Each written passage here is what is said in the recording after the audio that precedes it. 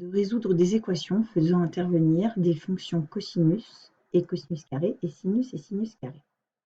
Nous avons déjà vu ce genre d'exercice avec la fonction logarithme népérien ou avec la fonction exponentielle.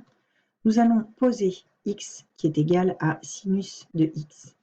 Ainsi, on va résoudre le trinôme de x carré moins grand X moins 1 égale 0.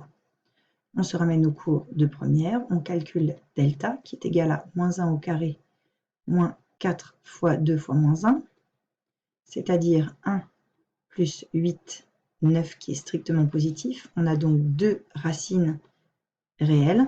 Grand X1 qui est égal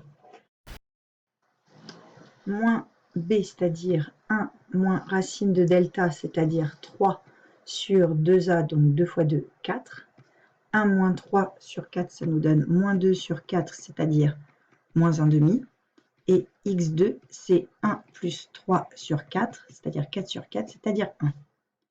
Nous, ce qu'on veut, c'est sinus x. Sinus x, donc, est égal à 1, ou sinus x est égal à moins 1,5. Sinus x est égal à 1 correspond à x est égal à pi sur 2 modulo de pi. Et sinus x égale moins 1,5 correspond à x est égal à moins pi sur 6 modulo de pi, ou x est égal à moins 5 pi sur 6 modulo de pi. Pour la deuxième question, on a cos carré est égal à 1 plus cos x sur 2. À nouveau, on pose grand X est égal à cosinus x.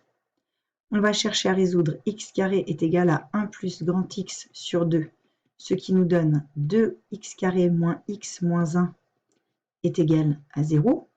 On constate qu'on a le même polynôme que précédemment. Les deux solutions sont donc x1 égale moins 1,5 et x2 est égal à 1, ce qui nous donne cosinus x est égal à moins 1,5 ou cosinus x est égal à 1.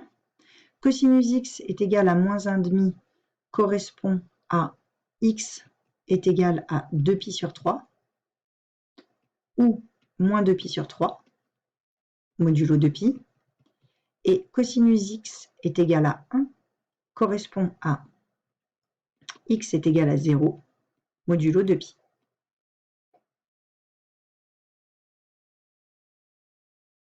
Ainsi, ici les solutions s'écrivent pi sur 2 plus 2k pi moins pi sur 6 plus 2k pi moins 5 pi sur 6 plus 2k pi, k appartenant à z. Ici, les solutions s'écrivent 0 plus 2k pi, 2pi sur 3 plus 2k pi, et moins 2pi sur 3 plus 2k pi, k appartenant à z.